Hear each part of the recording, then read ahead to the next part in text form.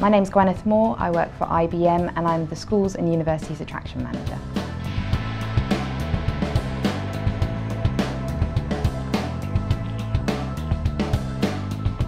So there's some basic rules that I would recommend to candidates applying to graduate positions. First of all, I would check the website and make sure that you're eligible for the role that you're applying for.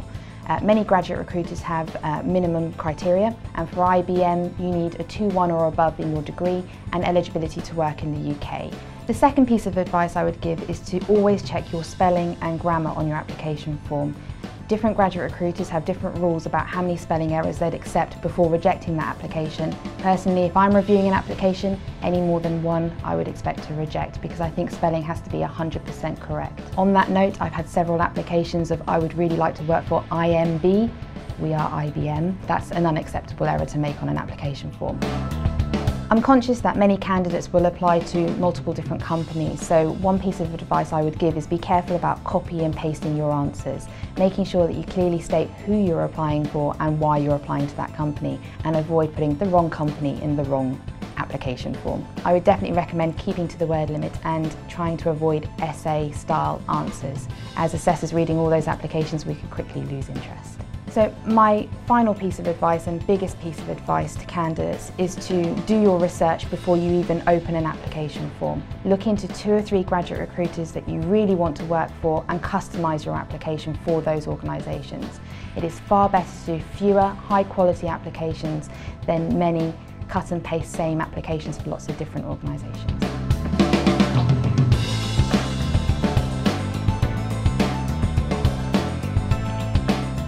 So there's several things that you can do to make your application stand out from the rest. IBM received a huge amount of applications in this past year, and if every single person put down the same example for the same competency, once we've read that 1,000 times, we're going to be understandably pretty bored of that example.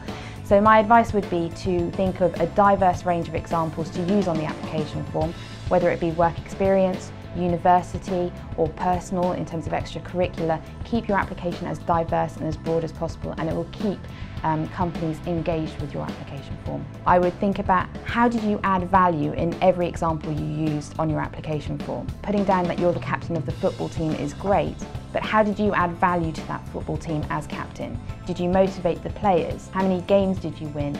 Really start to think about quantifying your answers and demonstrating to companies clearly how you add value to situations. That's what we're most interested in, and that's what will make your application stand out.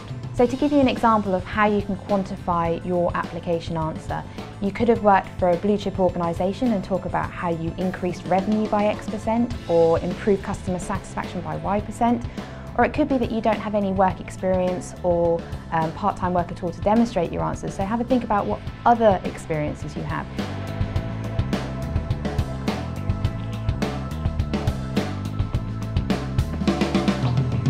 Graduate recruiters generally look for a set of competencies in their potential hires, whether it be teamwork, communication, problem solving and so on.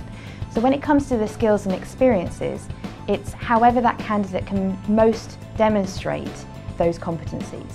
So it could be internships, summer placements, it could be part-time, it could be work experience, or it even could be the extracurricular activities.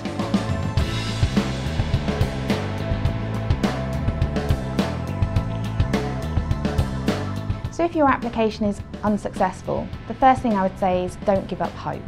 It may be that your application is right, but it might not be right for right now. So you may want to keep researching that company, keep building your skills and experiences and reapply in 12 months' time. On the other hand, if your application isn't right, I would take a step back, revisit your application, check whether you made any spelling errors, any grammatical errors. I'd get a friend or a family member to peer review the application and ask them for their constructive and honest and frank opinion of what perhaps you could do differently next time. I'd then take all that feedback together and reapply that on any future applications you go for. But finally, don't be disheartened. There are lots of jobs and graduate jobs out there, and therefore keep trying and you will get the job that you're looking for.